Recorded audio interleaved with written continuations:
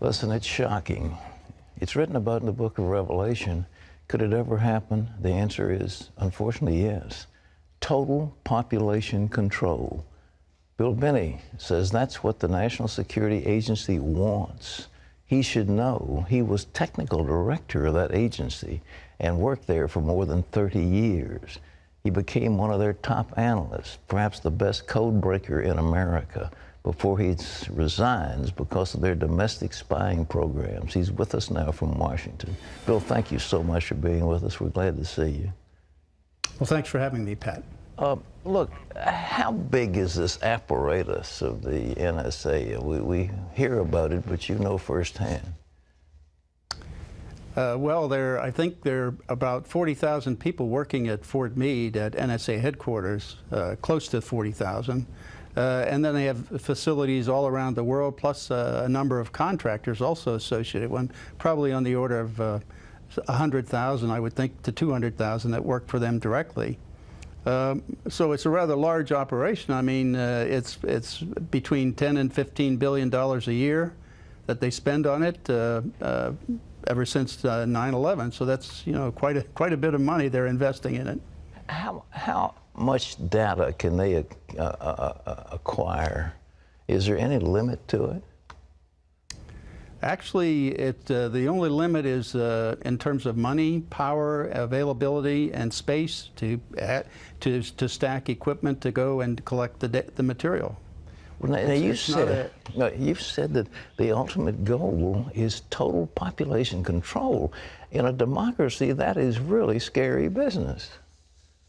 It's actually a totalitarian process that's been used down through history. I mean, that's what totalitarian dictators, states, that's what they want to do. They want to know everything about the population so they can control it. That was the idea behind the Soviet Union, the East German Stasi. That was their idea, and the Gestapo and the SS, and down through history, many others.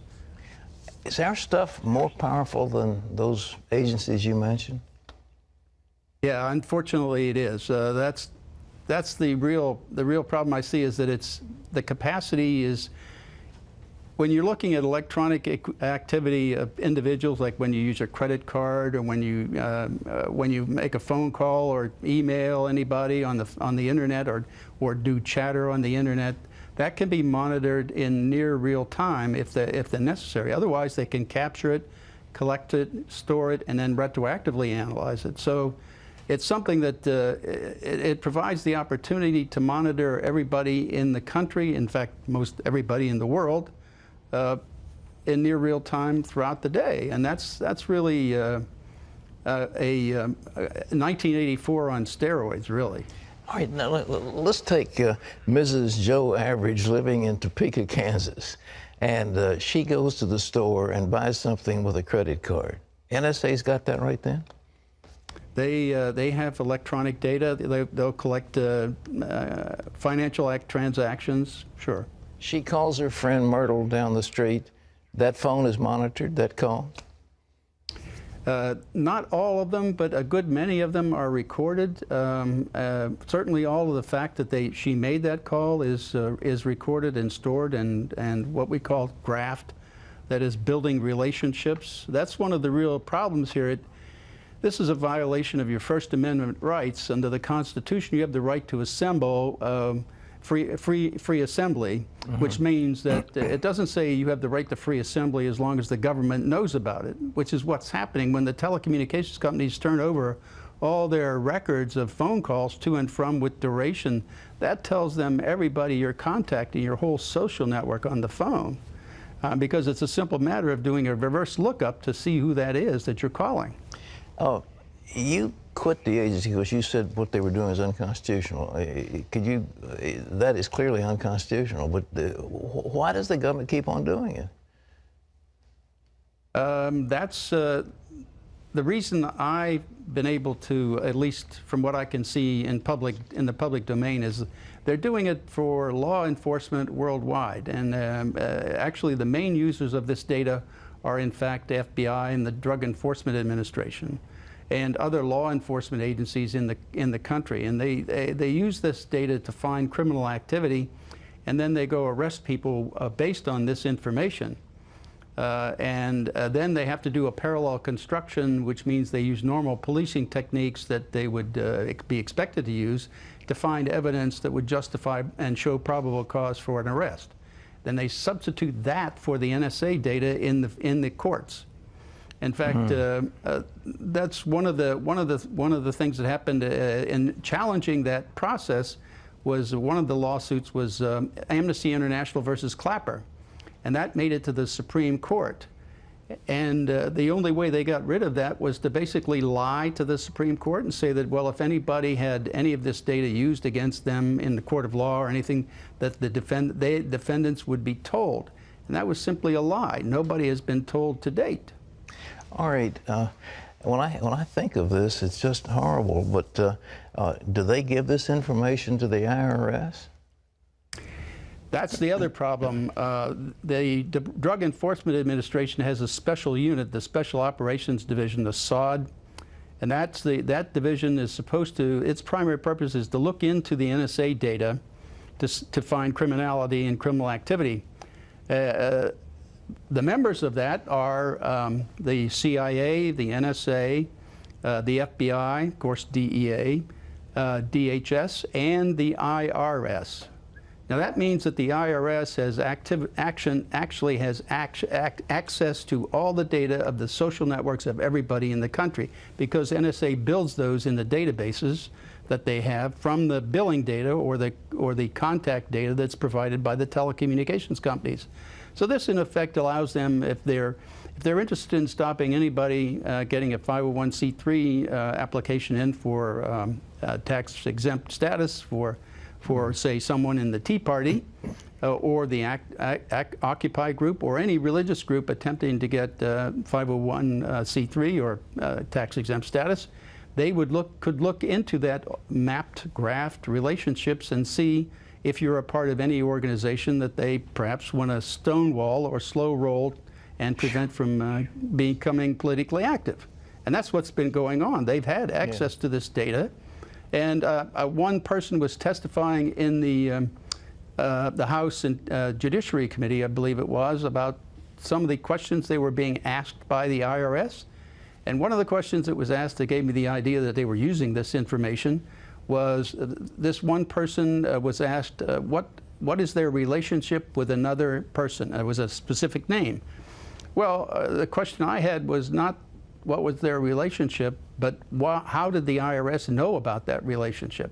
The only way I could think of that they would know was be through this access to the data at NSA, which is where all that information is mapped out. So what you're saying is the NSA slips this stuff to them, they read it, get a clue, and then they go through their normal procedures and act like they didn't get the information, they got it from another source, so they pull the wool over Congress. You know, the congressman, yes, go ahead. And they also use that in court, which means, in my sense, that means they're perjuring themselves in court. So I call that a planned program perjury policy run by the Department of Justice of the United States. You know, I'm horrified at all this, and I'm sure the average of America, you know, most of the congressmen they come out of neighborhoods and they're elected by the people. Do you think Congress has even a clue as to what you're talking about? Probably not a complete clue, but I think that's part of the reason that Representatives Amos and Conyers got a coalition of members of the House to try to unfund NSA's activity last year. They almost made it by about 12 votes. They lost by 12 votes, but they came pretty close for a first try. So there is a move in Congress to limit and stop this, and it really is all of this activity. It's unconstitutional under the First, Fourth, and Fifth Amendments. The first, because they're giving your associations and everything. The government is collecting that data. The fourth, because they're looking at the content. It's not just metadata that they're collecting; it's content also.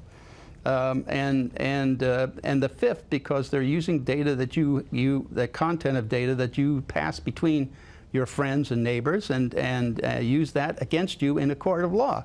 That's a violation of the Fifth Amendment. That is to have you can claim the Fifth Amendment not to testify against yourself. Well, that's a violation of that too. How come some little guy didn't come after you in the middle of the night, or have they? They have, actually. They sent the FBI at me in 2007 and tried to intimidate me to stay quiet. What about Snowden? Is he a traitor or a hero? I looked at him as doing an absolute public service, not just to the people of this country, but to the world, because he produced evidence that's irrefutable by our government. That's the crimes against the Constitution and the laws that we had over time anyway. So that was irrefutable evidence of what they were doing, and so they cannot deny it now. To do so. Any analyst at any time can target anyone, any selector anywhere. Where those communications will be picked up depends on the range of the sensor networks and the authorities that that analyst is empowered with. Not all analysts have the ability to target everything, but I, sitting at my desk, certainly had the authorities to wiretap anyone, from you or your accountant to a federal judge to even the president if I had a personal email. One of the extraordinary parts about this episode is that usually whistleblowers do what they do anonymously and take steps to remain anonymous for as long as they can, which they hope often is forever. You, on the other hand, have decided to do the opposite, which is to declare yourself openly as the person behind these disclosures. Why did you choose to do that? I think that the public is owed an explanation of the motivations behind the people who make these disclosures that are outside of the democratic model. When you are subverting the power of government, that's a fundamentally dangerous thing to democracy. And if you do that in secret consistently, as the government does when it wants to benefit from a secret action that it took, it'll kind of give its officials a mandate to go, hey, tell the press about this thing and that thing, so the public is on our side. But they rarely, if ever, do that when an abuse occurs. That falls to individual citizens, but they're typically maligned. It becomes a thing of these people are against the country, they're against the government. But I'm not. I'm no different from anybody else. I don't have special skills. I'm just another guy who sits there day to day in the office, watches what's happening, and goes, this is something that's not our place to decide. The public needs to decide whether these programs and policies are right or wrong. And I'm willing to go on the record to defend the authenticity of them and say, I didn't change these. I didn't modify the story. This is the truth. This is what's happening. You should decide whether we need to be doing this. Have you given thought to what it is that the U.S. government's response to your conduct is, in terms of what they might say about you, how they might try to depict you, what they might try to do to you? Yeah, I could be, rendered by the CIA. I could have people come after me, or any of their third-party partners. They work closely with a number of other nations. Or, they could pay off the triads, or, any of their agents or assets. We've got a CIA station just up the road in the consulate here in Hong Kong, and I'm sure they're going to be very busy for the next week. And that's a fear I'll live under for the rest of my life, however long that happens to be. You can't come forward against the world's most powerful intelligence agencies and be completely free from risk, because they're such powerful adversaries that no one can meaningfully oppose them. If they want to get you, they'll get you in time. But at the same time, you have to make a determination about what it is that's important to you. And if living unfreely but comfortably is something you're willing to accept, and I think many of us are, it's the human nature. You can get up every day, you can go to work, you can collect your large paycheck for relatively little work against the public interest, and go to sleep at night after watching your shows. But if you realize that that's the world that you helped create, and it's going to get worse with the next generation and the next generation who extend the capabilities of this sort of architecture of oppression, you realize that you might be willing to accept any risk. And it doesn't matter what the outcome is, so long as the public gets to make their own decisions about how that's applied. Why should people care about surveillance? Because even if you're not doing anything wrong, you're being watched and recorded. And the storage capability of these systems increases every year consistently by orders of magnitude, to where it's getting to the point you don't have to have done anything wrong.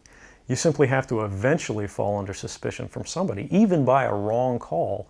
And then they can use this system to go back in time and scrutinize every decision you've ever made, every friend you've ever discussed something with, and attack you on that basis to sort of derive suspicion from an innocent life and paint anyone in the context of a wrongdoer. What kind of megalomaniac would want to do something like this? Is monstrous. And these guys, I mean, where does the mindset come from that devises all this stuff?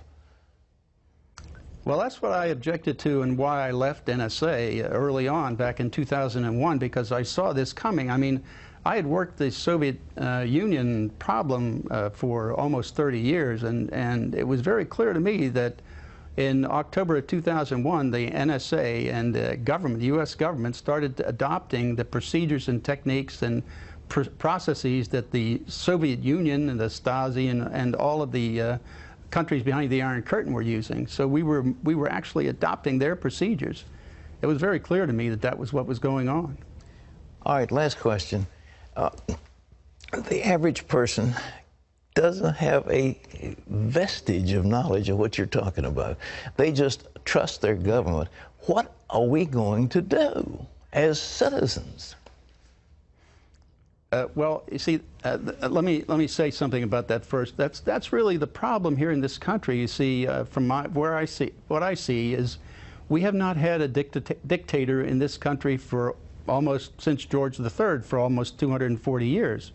So we've been very comfortable over those 240 years, at least, kind of depending on our government to do the right thing.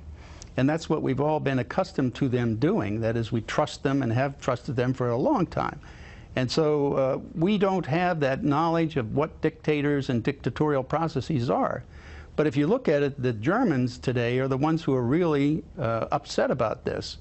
And the reason they're upset is because they've got living memory of the Stasi and living memory of the SS and Gestapo. So they're very familiar with these techniques and procedures, and that's why they're very upset. To me, I think the only way we can get out of this is to fire everybody in D.C. I think that's the only way to do it. You have to go out and vote. You have to get active. You can't stay quiet and let this happen. You have to stand up and oppose it. Bill Benny, thank you so much. You're a great patriot, and keep speaking out. And The greatest fear that I have regarding the outcome for America of these disclosures is that nothing will change. People will see in the media all of these disclosures. They'll know the lengths that the government is going to grant themselves powers unilaterally to create greater control over American society and global society. But they won't be willing to take the risks necessarily to stand up and fight to change things, to force their representatives to actually take a stand in their interests. And the months ahead, the years ahead, it's only going to get worse until eventually there will be a time where policies will change, because the only thing that restricts the activities of the surveillance state are policy. Even our agreements with other sovereign governments, we consider that to be a stipulation of policy rather than a stipulation of law. And because of that, a new leader will be elected. They'll flip the switch, say that because of the crisis, because of the dangers that we face in the world, you know, some new and unpredicted threat, we need more authority, we need more power, and there will be nothing the people can do at that point to oppose it, and it'll be turnkey tyranny. This is Big Brother. It is what is written in the book of Revelation, and it finally can happen in our lifetime. This is scary stuff. Shocking, really. Isn't it? Shocking. I remember reading 1984 and books like The Late Great Planet Earth and thinking that could never happen in our country. People would never buy into that, and here we sit. Well, it's like the old business of the frog in the water. You heat it up slowly, and we're more and more accustomed to it. And every time it comes out and they say, oh, well, it's okay, it's a USA Patriot Act, it was put in by George Bush, these are good guys. And this is, you got a nice general up there, he's 3-star general, he's got a benign looking face, and you figure he's not going to hurt you, and so he's in charge, and then somebody else. Well, we also grew up being taught and believing that the check and balance system in our That's government right. was going to take care of all of this. This is huge. The gathering is in the billions and billions and billions of bits, and it is, we finally have the capacity to control every human being on the face of the earth.